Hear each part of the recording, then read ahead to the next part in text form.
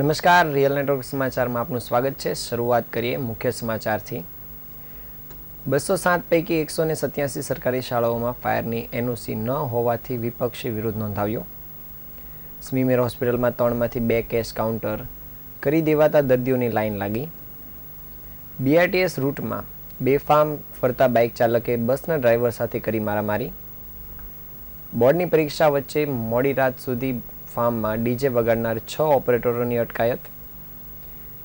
જહાંગીરપુરામાં પ્રેમીએ જાહેરમાં પ્રેમિકાને તીક્ષ્ણ હથિયારના ઘા ઝીક્યા। મેડિકલમાં પ્રિસ્ક્રિપ્શન વિના નશાકારક સિરપ અને ટેબ્લેટનું વેચાણ કરતા સંચાલક સામે પોલીસની કાર્યવાહી। શરૂઆત કરીએ મુખ્ય સમાચારથી। વિગતે જોઈએ સમાચાર।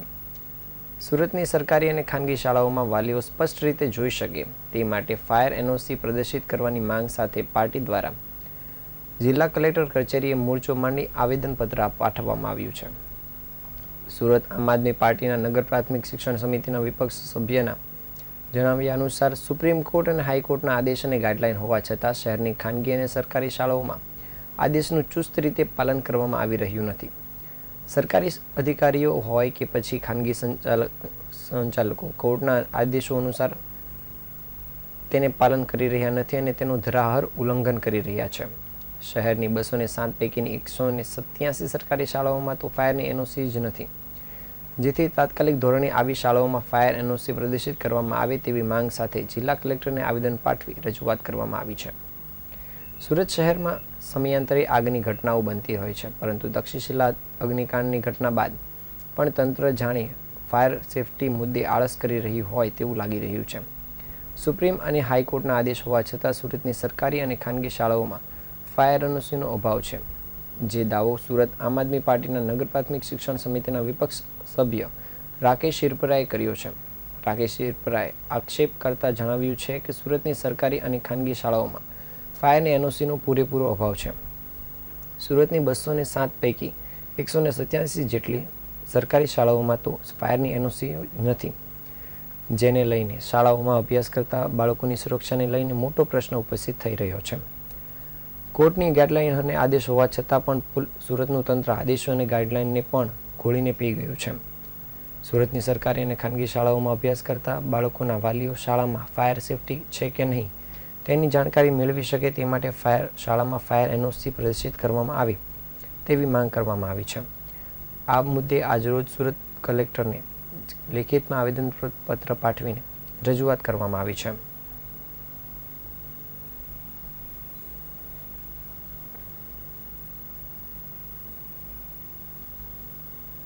મહામંત્રી આમ આદમી પાર્ટી ગુજરાત આજની રજૂઆત એવી છે કે ગુજરાત હાઈકોર્ટનો માનનીય ગુજરાત હાઈકોર્ટનો જાન્યુઆરી 2022માં એને આદેશ આપ્યો હતો કે 31 જાન્યુઆરી 2022 સુધીમાં ગુજરાતની કોઈ પણ શાળા એવી બાકી ન હોવી જોઈએ જેની પાસે ફાયરની એનઓસી ના હોય। એ વાતને આજે 2 વર્ષ જેટલો સમય થઈ ગયો છે। આપણે જે શહેરમાં ઉભા છીએ એ શહેરમાં તક્ષશિલા અગ્નિકાંડ જેવી ઘટના બની ગઈ છે। 3-4 દિવસ પહેલા માનનીય કોર્પોરેટરના ઘરમાં એક દુઃખદ ઘટના બની ગઈ છે અને આ શહેરમાં ભાજપના પ્રદેશ અધ્યક્ષ રહે છે, શિક્ષણ મંત્રી રહે છે, ગૃહમંત્રી રહે છે, કેન્દ્રીય મંત્રી રહે છે। એ શહેરમાં ચાલતી નગર પ્રાથમિક શિક્ષણ સમિતિની 207 શાળાઓમાંથી 187 શાળાઓના મકાનો પાસે ફાયરની એનઓસી નથી। એક બાજુ આ લોકો ભાજપના શાસકો એમ કહે છે કે અમે ફાયર સેફટીની સુવિધા આપી દીધી। તમે આપી દીધી છે તો એનઓસી શા માટે નથી આપતા? 187 શાળાઓ શા માટે એનઓસી વિનાની છે? સુપ્રીમ કોર્ટને દર 3 મહિને દિલ્હીની એમએચઆરડી દિલ્હી મારફતે સુપ્રીમ કોર્ટને દર 3 મહિને શાળાના રિપોર્ટ મોકલવાના હોય છે। છેલ્લા 6 મહિનાથી આ રિપોર્ટ શિક્ષણ સમિતિ દ્વારા ખોટા ભરીને મોકલવામાં આવી રહ્યા છે। તો અમારી માંગણી છે કે તમામ શાળાઓમાં, ગુજરાતની તમામ શાળાઓમાં વાલીઓ જોઈ શકે એ રીતે ફાયરની એનઓસી પ્રદર્શિત કરવામાં આવે। એક બાજુ એમ કહે છે કે અમારી ટ્રિપલ એન્જિનની સરકાર છે, જે મશીનમાં 3 એન્જિન ચાલતા હોય એ મશીનમાં આગ લાગવાની સંભાવના 3 ગણી રહી, તો તમારે અહીંયા 3 ગણી ફાયર સેફટીની સુવિધા આપવી જોઈએ અને બદલે એક ફાયર સેફટીની એનઓસી પણ નથી આપી શકતા। શરમજનક બાબત છે। તો આ બાબતની રજૂઆત અને વિરોધ કરવા માટે અમે અહીંયા આવ્યા છીએ। માનનીય મુખ્યમંત્રી શ્રીને કલેક્ટર મારફતે આવેદનપત્ર આપવા માટે આવ્યા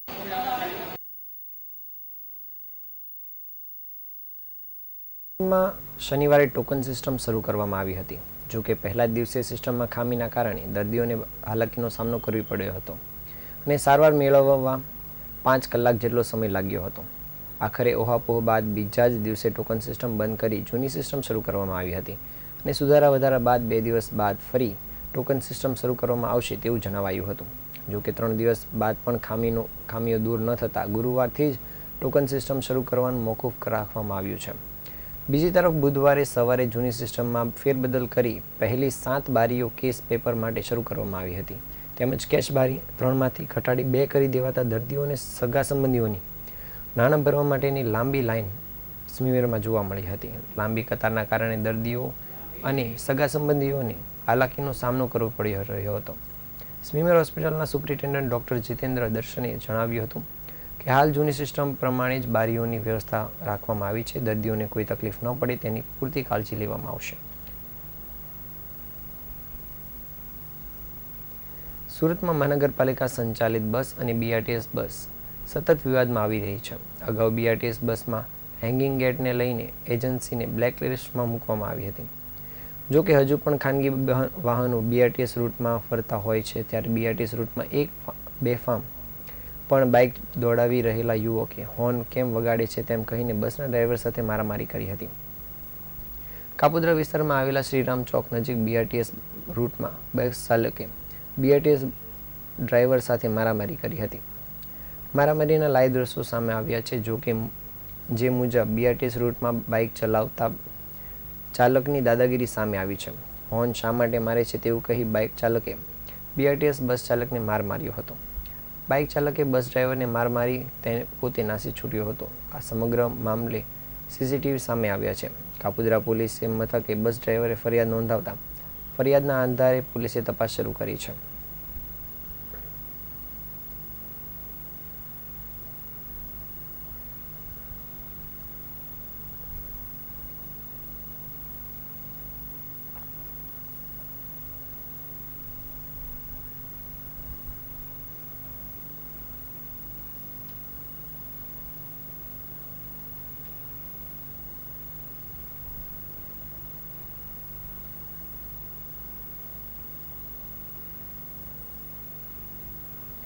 સુરત સહિત સમગ્ર રાજ્યમાં હાલ બોર્ડની પરીક્ષાઓ ચાલી રહી છે. ત્યારે બોર્ડની પરીક્ષા હોવા છતાં મોડી રાત સુધી ડીજે વગાડતા ઓપરેટર સામે પોલીસે લાંચ કરી છે.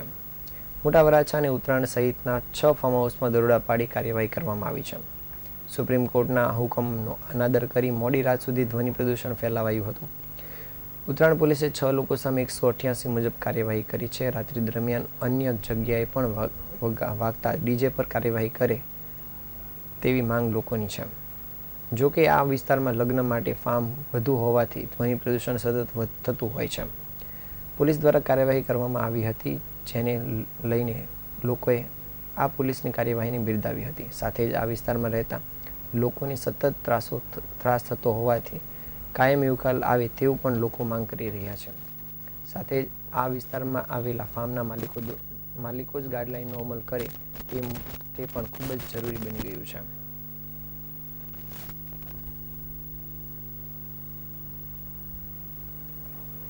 સુરતના જહાંગીરપુરા વિસ્તારમાં રહેતી યુવતી સોશિયલ મીડિયા મારફતે યુવકના સંપર્કમાં આવી હતી. ત્યારબાદ બંને પોતાની મરજીથી મંદિરમાં એકબીજાને ફૂલહાર કરી લગ્ન કર્યા હતા. પરંતુ આ લગ્ન યુવતીના પરિવારજનોને મંજૂર ન હોવાથી યુવતીએ રજીસ્ટર કરવાની ના પાડી દઈ સંબંધ તોડ્યો હતો. જેથી ઉશ્કેરાયેલા યુવકે ગતરોજ યુવતી પર જીવલેણ હુમલો કર્યો હતો. યુવતીને ચાલુ બાઇક પરથી પાડી દઈ શરીરે ઉપરા છોપરી ચપ્પુના ઘા મારી ગંભીર ઈજા પહોંચાડી હતી, જેથી તેને સારવાર માટે હોસ્પિટલમાં ખસેડવામાં આવી હતી. બનાવને પગલે હાલ તો જહાંગીરપુરા પોલીસે હત્યાની કોશિશનો ગુનો દાખલ કરી કાયદેસરની કાર્યવાહી શરૂ કરી છે. જહાંગીરાબાદ દાંડી રોડ પર મોરા ભાગલ સુભાષ ગાર્ડનની બાજુમાં આવેલા નગરમાં રહેતા મનોજભાઈ પટેલની દીકરી થોડા સમય અગાઉ સોશિયલ મીડિયા ઇન્સ્ટાગ્રામ મારફતે મોરા ભાગલ ખાંડા કુવા ખાતે રહેતા પ્રતિક પટેલ નામના યુવકના સંપર્કમાં આવી હતી. જેથી બંને વચ્ચે અવારનવાર વાતચીત થયા બાદ આ વાતચીત પ્રેમમાં પરિણમી હતી. જેથી બાદમાં બંને મંદિરમાં એકબીજાને ફૂલહાર પહેરાવી લગ્ન કરી લીધા હતા. જોકે બાદમાં હિનાના માતા પિતાની આ લગ્નની મંજૂરી ના હોવાથી તારીખ 9/3/2024ના રોજ તેઓ બંને છૂટા પડી ગયા હતા. આ વાત પ્રતિકને ગમી ન હતી. દરમિયાન ગત તારીખ 13 માર્ચના રોજ સવારે 9 વાગ્યાના અરસામાં હિનાબેન તેમની બાઇક પર મમ્મી અને ભાઈ સાથે ક્લાસીસ ખાતે જઈ રહ્યા હતા. ત્યારે પ્રતિક અન્ય બાઇક પર તેની પાસે આવ્યો હતો અને એલફેલ ગાળું બોલી બાઇક ઊભું રાખવા માટે જણાવ્યું હતું. પરંતુ હિનાએ બાઇક ઊભું ન રાખતા પ્રતિકે ચાલુ બાઇકે તેના પર ચપ્પુ વડે હુમલો કર્યો હતો. પરંતુ આ હુમલામાં હિના બચી ગઈ હતી. જેથી ફરીથી પ્રતિકે તેની પાસે બાઇક લાવી પાટો મારી બાઇકને પાડી દીધી હતી, જેના કારણે હિના અને તેની માતા તથા તેના ભાઈ ત્રણેય રસ્તા પર પટકાયા હતા અને તેઓને ઈજા પહોંચી હતી. એટલું જ નહીં, પરંતુ બાદમાં પ્રતિક હિના પાસે આવી અને તેમને એલફિલ ગાળો આપી ચપ્પુના ઉપરા છપરી 4 ઘા મારી દીધા હતા, જેથી આખરે હિનાની માતા વચ્ચે પડતા તેણે પણ ચપ્પુનો 1 ઘા મારી દીધો હતો અને તમામને જાનથી મારી નાખવાની ધમકી પણ આપી હતી અને ફરાર થઈ ગયો હતો. જેથી આખરે આ મામલે સ્થાનિક લોકોએ હિનાને તાત્કાલિક સારવાર માટે હોસ્પિટલમાં ખસેડી હતી. બનાવને પગલે આખરે હિનાએ જહાંગીરપુરા પોલીસ મથકમાં ફરિયાદ આપતા પોલીસે હત્યાની કોશિશનો ગુનો દાખલ કરી કાયદેસરની કાર્યવાહી શરૂ કરી છે.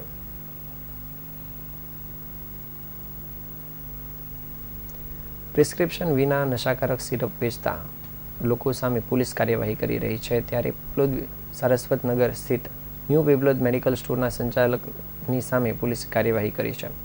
પોલીસે આ સંચાલક પાસેથી 61 બોટલો અને 40 ટેબ્લેટ પણ કબજે કરી છે. એસઓજીના હેડ કોન્સ્ટેબલ યોગેશભાઈ કંસારાભાઈ અને સામંતસિંહ નારસિંહને મળેલી બાતમીના આધારે એસઓજીની ટીમ ફૂડ એન્ડ ડ્રગ્સ વિભાગને સાથે રાખીને ડમી ગ્રાહક મોકલી ખરાઈ કર્યા બાદ પીપલોદ સારસ્વત સ્થિત ન્યૂ પીપલોદ મેડિકલ સ્ટોર્સમાં રેડ કરી હતી. એસઓજીએ નશા દુકાનમાંથી નશો કરવા માટે ઉપયોગમાં લેવાતી ₹8,600ની કિંમતની મત્તાની નશાકારક સિરપની નાની મોટી 61 બોટલો અને 60 નંગ 40 નંગ ટેબ્લેટ કબજે કરી હતી. એસઓજીએ દુકાનના સંચાલક મિનેશ બાબુભાઈ સુતરિયાની અટકાયત કરી આ અંગેની ગુનો નોંધી આગળની કાર્યવાહી શરૂ કરી છે.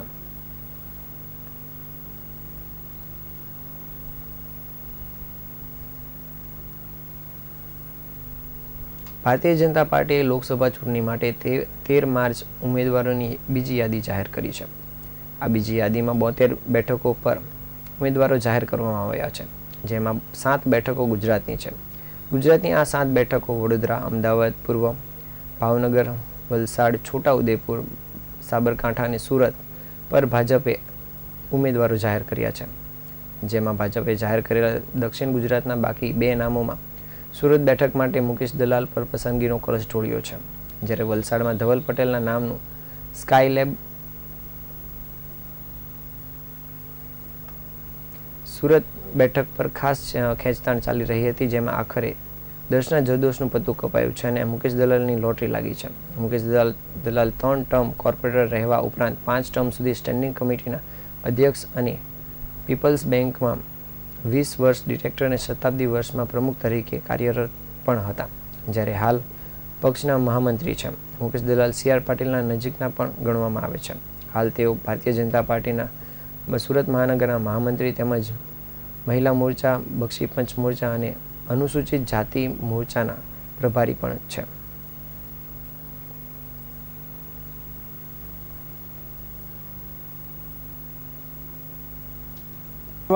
એક અદના કાર્યકર્તાને, બૂથ કક્ષાના સામાન્ય કાર્યકર્તાને ભારતીય જનતા પાર્ટીએ સુરત 24 લોકસભાની સંસદીય ચૂંટણી લડવા માટે નોમિનેટ કર્યા છે. તે બતાવે છે કે આ માત્ર ભારતીય જનતા પાર્ટીમાં જ શક્ય છે, કેમ કે ભારતીય જનતા પાર્ટી એ પરિવારવાદી પાર્ટી નથી.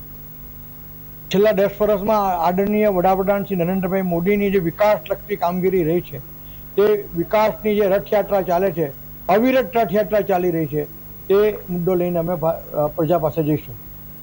મારા સુરતના સહારા દરવાજા વિસ્તારમાં પોલીસ જવાનોનો એક વિડીયો વાયરલ થયો છે, જેમાં નશામાં ધૂત પોલીસ જવાન દ્વારા કારમાં સવાર થઈને હાથ લારી લઈને જતા યુવકને અડફેટે લીધો હતો. આ દરમિયાન લોકોનું ટોળું એકઠું થઈ ગયું હતું, જેમણે પોલીસ જવાનનો ઉધડો લીધો હતો અને બાદમાં પોલીસના હવાલે કર્યો હતો. કથિત રીતે સુરતના સહારા દરવાજા વિસ્તારના નામે વિડીયો વાયરલ થયો છે. વાયરલ વિડીયોમાં પોલીસ જવાન નશાની હાલતમાં જોવા મળ્યો હતો. વાયરલ વિડીયો પોલીસના ઉચ્ચ અધિકારીઓ માટે તપાસનો વિષય બન્યો છે. દારૂના નશામાં ધૂત પોલીસ જવાને હાથ લારીને ઉડાવી હતી. 4 વ્હીલ કારમાં સવાર પોલીસ જવાને ઉડાવીને હાથ લારીને ફેરી અને સામાન્ય ઈજા પહોંચી હતી, જેથી આ દરમિયાન લોકોનું ટોળું એકઠું થઈ ગયું હતું, જેમણે પોલીસ જવાનનો ઉધડો લીધો હતો. અન્ય રાહદારીઓ સાથે પણ પોલીસ જવાનનું ગેરવર્તન સામે આવ્યું હતું. બાદમાં લોકોએ આ પોલીસ જવાનને અન્ય પોલીસને હવાલે કર્યો હતો.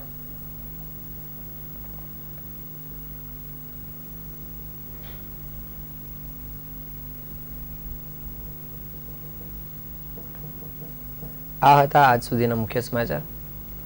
આજના મુખ્ય સમાચાર આવતીકાલે ફરી મળીશું નવા સમાચાર સાથે. ત્યાં સુધી રજા આપશો. નમસ્કાર.